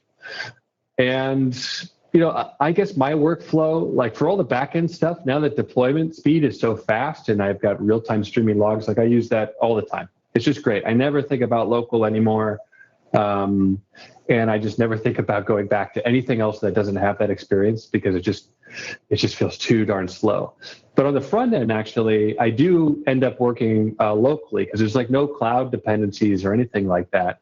So for this, you can still run, npm run start locally and interact with your serverless backend. And something that kind of helps out with this a lot, actually, is just how easy staging has become with our new components concept. So if you look at everything that we have here, by default deploys, it basically applies this, stage dev. So everything that I'm deploying is going to go into a dev stage. And so if I look at SLS info here, you'll see like my URL has dev in it. And we have got an environment variable concept. By default, Serverless Framework will reach into your local, your root folder and pull out like your AWS credentials. But you can also put credentials and environment variables for a lot of different things in a .env file, and then just put the stage name, append it to the title. So just a plain .env file will work for all stages. Then you can have environment variables for a specific stage by using this. So I've got a separate domain again. So you can have separate values that swap out without you having to change your YAML. And all you have to do here is just run like serverless deploy, and then you could do put in the stage, and this will reference the production values here, and and deploy that. That's cool. I have to give a shout out to Brett, who became one of my new favorite people. I had heard of you, Brett, before with your work on the Express package for Lambda, but now you've earned a true place in my heart because Brett brought up, as you're talking through the website deployment side, AWS Amplify, which it's not a stream with Alan Michael if I don't say Amplify at least like 3 times.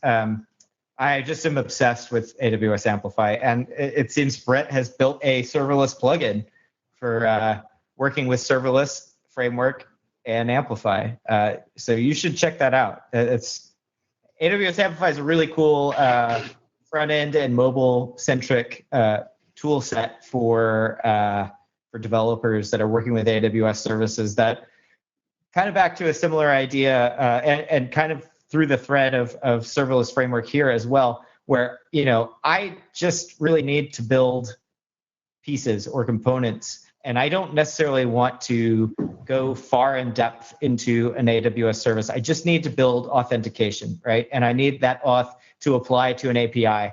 And that's exactly the principles that AWS Amplify were built on. And they use, Paul's calling me out here. Three is definitely not enough for AWS Amplify. I gotta hit more like 10. It's true.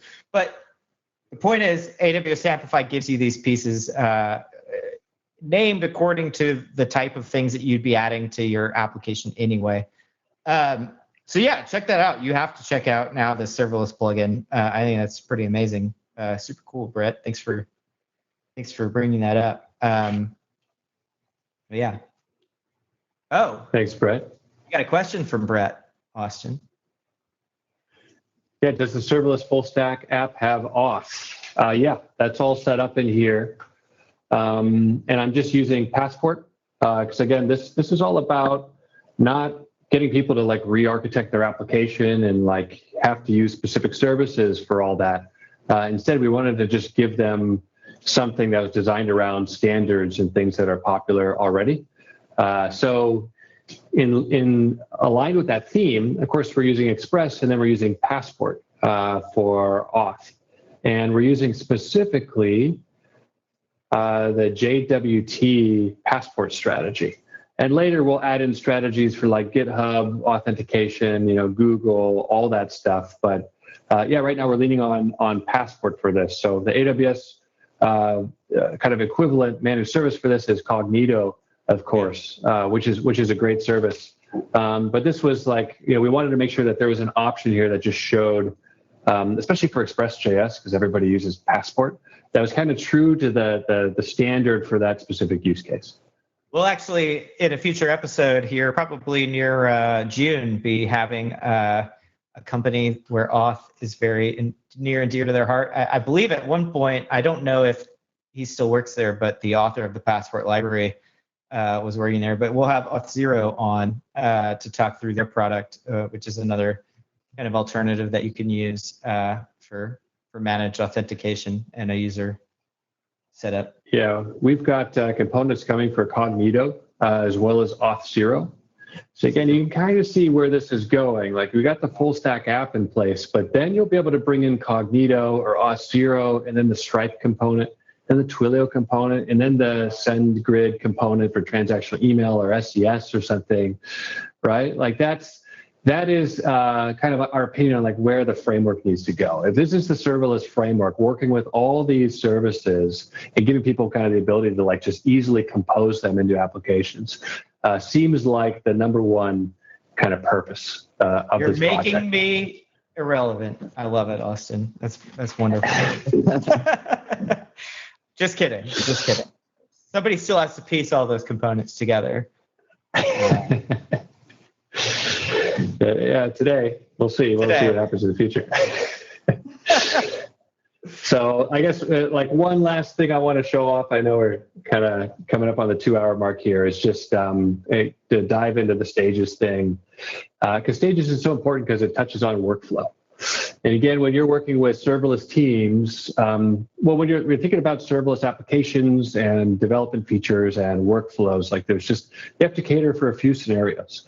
And the solo dev is totally different from like the team, like within an organization. And it's something that we've had to, learn a lot about, like over the history of serverless framework. Okay, how do we make this great for solo devs so that they're just way more productive than ever before? And who cares about their background, where they come from, how many resources they have? They should be able to use serverless technologies to go build the equivalent of Facebook, right? With just one person. Like that is kind of our key metric there. Like how do we just enable like one person to be able to do all this stuff? All the way to like, okay, now there's a team, right? And a team needs to be able to work on parts of a larger application independently, even though it's, these are parts of a whole. And we care a lot about autonomy in our team and like ownership. And we think serverless is all about, developers taking over more traditional operations tasks and really owning the stuff that they're deploying. So we want to make sure that developers can own like a piece of an application and push that into production and make changes and iterate quickly without being affected by everything else. And components plays into that pretty well. You can see the composition is great for just like building stuff rapidly without having to like get lost at the infrastructure layer. But then it's really great when your teams need to own specific parts of things and work on those independently of the whole without getting blocked.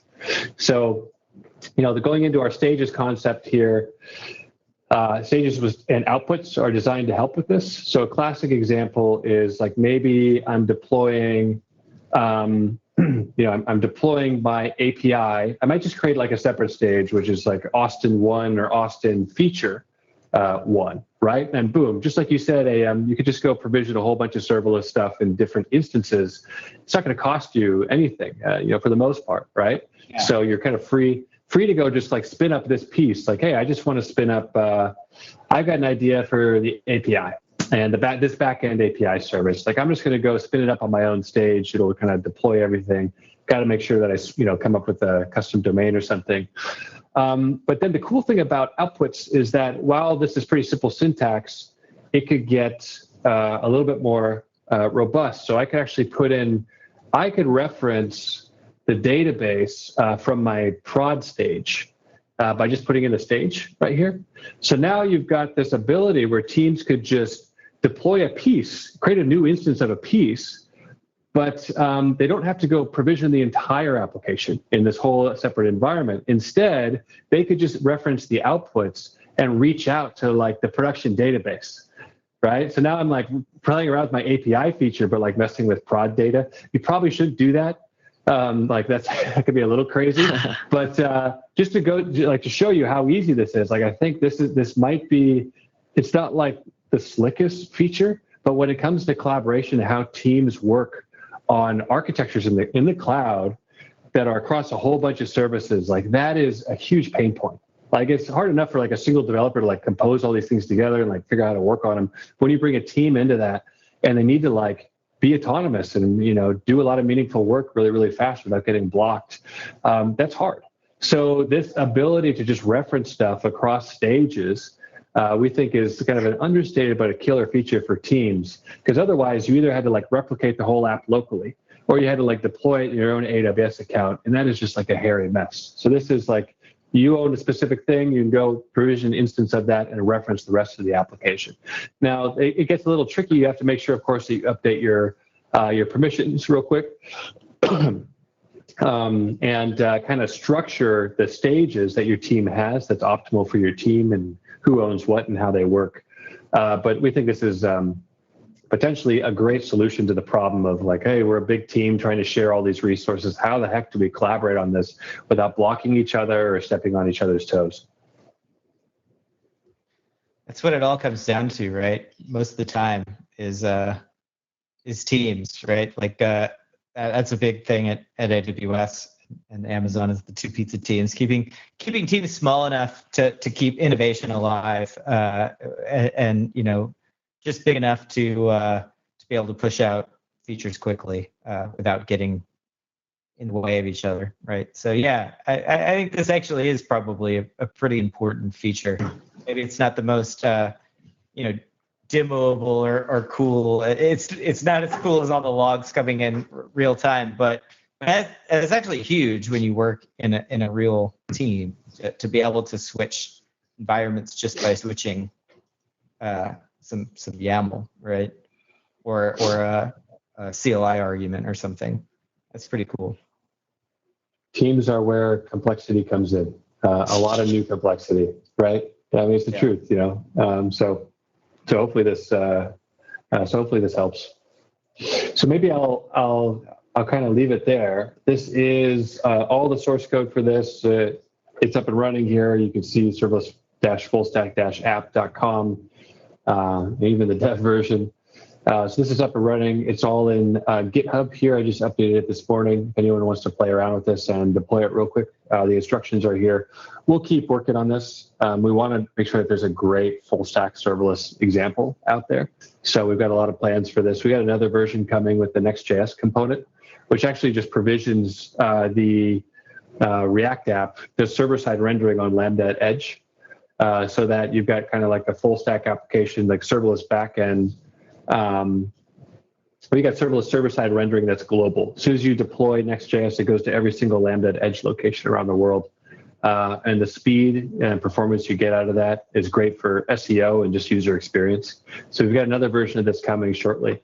But that's it. Those are kind of the new serverless framework features and how they can help you deliver a full stack application more easily than ever. And again, maybe one of the most efficient architectures around. Like, doesn't matter how many resources you have or like how big your team is. Like, you can go provision all the things. It's not going to cost you anything until it runs, and you'll be able to scale to serve like millions of users out of the box. So maybe I'll kind of leave it there and answer any questions. Yeah, it's super cool, Austin. Thank you, number one. And number two, for anyone just joining us, Andrew, do you want to tell everybody who we are? Yeah. So for folks that are just now joining us, we have Austin Collins on Howdy Partner. Austin is the creator of the Serverless Framework and also CEO of Serverless Inc. And he actually just walked through deploying a full stack application using the Serverless Framework.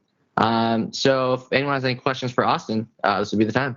Yeah, and if you're new here too, be sure to follow. We do shows like this all the time. We actually have 2 shows upcoming tomorrow that you should check out. One is at 9 a.m. Partner.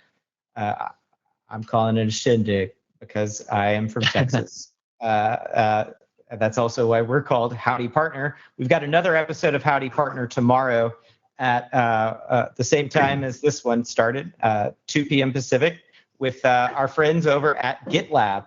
So if you want to learn about all things version control and CI/CD, we'll actually be talking about some serverless apps. But Austin, again, earmuffs. We'll also be talking about how to deploy things to Kubernetes. Yeah. Sorry, Austin. So sorry. Oh, man. So sorry. But yeah. If you have any questions for Austin here in chat, please post them. Andrew, I think you had a few questions for Austin too. I don't know if you already asked them all. So when we first met, we kind of talked about kind of the state of the industry. It's this whole, do I use serverless? Do I use Kubernetes? That whole debate. So I guess for folks, that are on the stream right now that are kind of curious about, should I use serverless? Should I use Kubernetes? Kind of what is the best option for me to take? What are your general thoughts on that debate? Great question. Yeah. Look, I think that there's all types of people out there with all types of use cases and companies with policies and crazy regulatory restrictions. And, it's like there's never going to be one solution that just suits all of that. And that's good. I mean, diversity is the spice of life. Like, it's great that there's all these solutions out there for every problem. So obviously very bullish and biased towards serverless stuff, but it's not going to be a fit if you have to have like a greater level of control, for example. So if you really need to like maintain and kind of host all that infrastructure yourself, like in-house, like there's a lot of great reasons for doing that. And there's some limitations to serverless architectures. Like I always say, it's incredible that we made it this far without even great database options. I mean, really, to like set up a serverless architecture with MySQL and Postgres, MongoDB with connection pools involved is like a really hairy task. And DynamoDB is fantastic, and I try and use it for everything always because of its low TCO. But we've come this far without a great MySQL, Postgres kind of Mongo story, which is remarkable. Right, and because stateless compute just doesn't work well with that stuff. Now there's like RDS proxy, and other solutions coming out to the market, which or serverless. Right, Aurora Serverless. There are these like data gateway options. So they're basically servers that maintain the connections to these databases, but expose a HTTP interface for stateless compute to interact with at fast performance without having to deal with manage the connections themselves. And so and that stuff is new. It's coming out. It's going to be a game changer because as soon as we unlock all that, access to all that data, and that's like 95% of the industry probably uses MySQL, Postgres, and all that. Like as soon as we finally have a great story for that, and we've got a component coming out that's just going to try and optimize like RDS proxy and relational database systems with your full stack app. That's coming shortly. But as soon as we have that, that's going to be a huge game changer. But we've made it this far, like without a great database option. There's still a lot of infrastructure pieces missing. So there are limitations there, and you just can't build some use case that's still with serverless architecture. So you have to be aware of those limitations. They're getting reduced every single day. I mean, just the limitations of like last year are like way less than this year. They're always like a reinvent away from being fixed. So, so again, not every solution is great for every use case. That said, again, like what I was talking about earlier on, I think the hardest problem in the world is to build a product that people actually love, right? Build something that people like that really delights them and excites them and, makes them lean forward in their seat when they're looking at it and playing with it. That is like the hardest freaking thing. And, if you want to stay focused on that, if you really want a technology that gets out of your way, serverless is great for that. And then also, like the world is moving so fast, there's so much change. Every company that I'm chatting with, because I'm chatting with a lot of large organizations every single day on sales calls and whatnot, I think there's this collective awakening where they're realizing like, hey, we just can't keep up if we're going to try and like maintain every aspect of our software stack, right? I mean, these serverless services, these outcomes, these APIs as a service are so darn efficient and so easy to innovate on. Again, like they're the greatest building blocks ever. So if you really want to build great products, stay focused on that, reduce distraction, this is a great architecture for you. And then I hate to bring it up, but I will say like this is probably a time when people need to do more with less, potentially, right? Like it's we're going through some interesting times right now, and I think that serverless just thank God it came out at a time like this, right? Because really this is going to enable like companies and people to continue innovating and building great products and stuff with potentially maybe some less resources in the future. Who knows? But I think this is like a perfect architecture for the era. So it's not just for that. It's really just what gets me out of bed in the morning is like anyone could use this stuff. Like just one person can go use this stuff to go provision a ton of things. Absolutely. And I love that. The whole idea that this doesn't just empower existing kind of power hierarchies, but like everybody, it's like raising the tide is so freaking awesome to me. Like that one person can go use all this stuff to build all the things. Now it just kind of comes back down to like, hey, you got to build something that people want at the end of the day and get back to that ultimate challenge. Yeah, I'll say one of the biggest arguments I've heard for Kubernetes specifically too is that, if I'm an organization that has multiple environments to deploy, I still have on-prem, I still have like a data center, I still have workloads in multiple clouds, and I just need a singular like control plane that I can rely upon to be the same control plane that I can deploy against as a developer. That makes a lot of sense to me, right? Because not all these things are going to be the same across all those different types of environments, but you can feasibly do that with Kubernetes. You see that with some larger companies and things like that. We actually had some questions come in, Austin. I don't know if you've been reading the chat as well. I think Nacho Pants has an interesting question. It's a long one, but can you give a short description of how serverless handles segregation of environments beyond, changing the config file and things?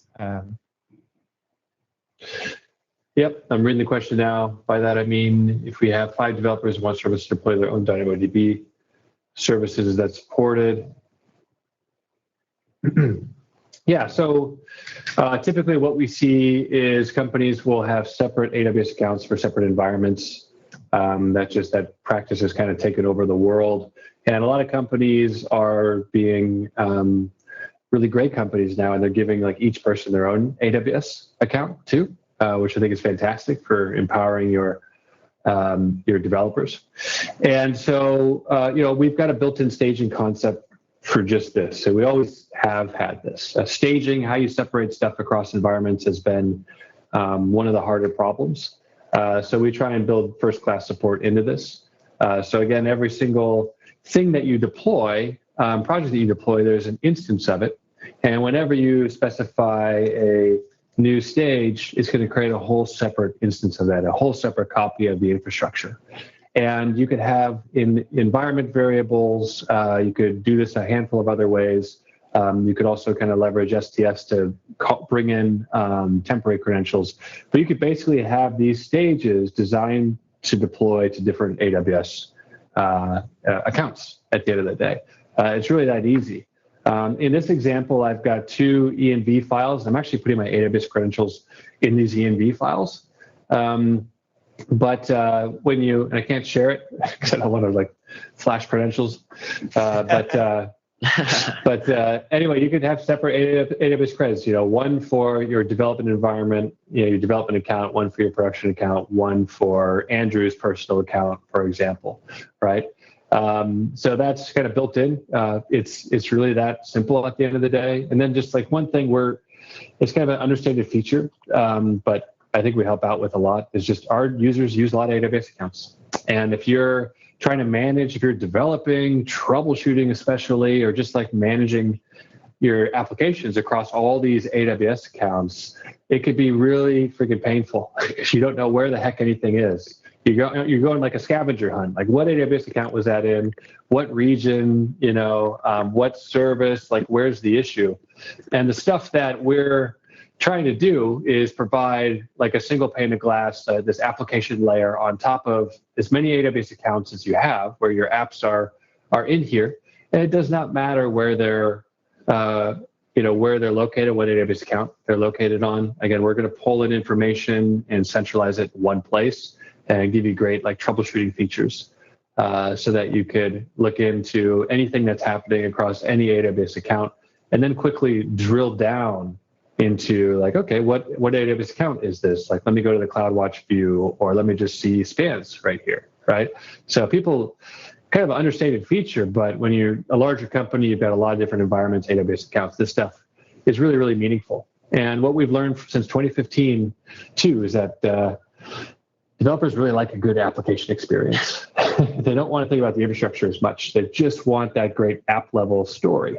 And let them be productive, help them be productive at that layer. Don't give them all these details and, intimidate them with a bunch of configuration stuff. Just give them a great application experience. And so, and then let them drill down from there. When they have an issue, when they need to know about that stuff, then you surface it. So that's our kind of strategy across the CLI as well as the dashboard here. Cool. Well, Austin, we have to thank you again for coming out and doing this. I mean, I thank you every time, and you've had all kinds of challenges coming on stream with me before. Some aquatic adventures, some stream not going live issues, but seriously, it's always great to have you. I learn more and more about Serverless Framework, that pieces that I had no clue existed, but I've been using the tool for 4 or 5 years now. It's amazing. Thank you for taking the time and explaining all this to us. Yeah, honestly, thank you so much. Thanks for having me. Obviously, I'm bullish on serverless stuff, but look, even before there was a company, before like it was a big category or anything, I still remember to this day, it was called JAWS, which the framework used to be called JAWS, which Brett posted. Had this like killer shark icon, and it was all cool. And then of course, like he kind of ran into some legal trouble with the name JAWS and like a shark icon, and just it got I don't know. It's like you're born into this world on somebody else's property, and you need things that other people have, and it's hard to like figure out a place to call your own. So, like way back in the early days, I'm like, yeah, I think like serverless is the great word that gets me excited, and gets every developer excited, right? I mean, it's not technically accurate, but when you say that word to a developer and you see the emotional reaction that they have, like, I always think you got to design products for emotional impact first, which sounds crazy for dev tools and engineering, but that word does it, right? So yeah, since then we've kind of come a long way, and become the serverless framework. And I still remember like the first time I posted all this on Hacker News, the first comment I got was, "This is a horrible idea." Jeez. Right? It just goes to show, first off, never listen to Hacker News comments. But I mean, there's great technology here that really resonates with a lot of people, and I got to thank AWS. We wouldn't be here if it wasn't for AWS, and they continue to innovate amazingly, and really are one of the leaders in this space. So we're looking forward to like more serverless services, and I just can't wait to get my hands on that stuff and build cool things. Awesome. Thank you for the kind words. And if you're new here, we do this show every Monday and every Wednesday. Today was special because last week we couldn't get Austin live on Twitch. We were having some issues, so we rescheduled for today. But typically we run Howdy Partner every Monday and Wednesday at 2 p.m. Pacific, and we feature a new partner from the AWS APN or Amazon Partner Network. Tomorrow we have another episode, same time, 2 p.m. With GitLab, and tomorrow morning we have a partner shindig, that I'll call it, at 9 a.m. Pacific. So please join us for that. And if you were new to this channel, please click follow. My video is slowly degrading, I think. My Texas Hill Country fiber connection is not really holding up. But Austin, thanks again. And Andrew, your first Twitch show. Yeah, first Twitch stream. Yeah. But one more thing. Austin, for folks that want to follow you or folks that want to follow the serverless framework, where can they follow you? Twitter handle Go Serverless, and then I'm at Austin Collins. I'll put this in the chat real quick. So here's my Twitter handle, and here's our company serverless account. So if you want to see updates, just follow the company serverless account. If you want to see rants, you can follow my account. Awesome. Great. We'll be back tomorrow. Thank you so much. Oh, wait. Before you go, Austin, I know Andrew just said one more thing, but you have to end our episode. You get a choice of 3 endings. You can say, oh, man, I wish Mo was here. I forgot him already. I know one of them is y'all come back now, you hear. One man. Is, I pick this, and then you get to say it because this is your show. You're the host, and you're in Texas. Is that? No, you have to say it. You have to say it. You seem like the perfect candidate. I probably live in Texas. I'm the least Texas. I'm the least Texan that there is, probably. Yeah, Mo's gone. Oh, man, I totally forgot. We'll just end with y'all come back now, you hear? Y'all come back now, you hear? We'll end on that. Oh, Mo's here. Giddy up. Giddy up. Giddy up. Oh, y'all man. come back now. What's the third one, Mo? We're like shedding viewers quickly. Yep. People do it like the stream numbers are just drastically going down. Yeah. I just started playing Red Dead 2. Okay. So like, I'm kind of fully up to speed. Okay. Mo listed 2 as 3. I don't think that works. But we'll count it. Between the 2, Giddy Up or Y'all Come Back Now. Which is your choice, Austin? All right, I'm going to go with both. So y'all come back now, you hear, and giddy up. Yeah. There you go. Yep.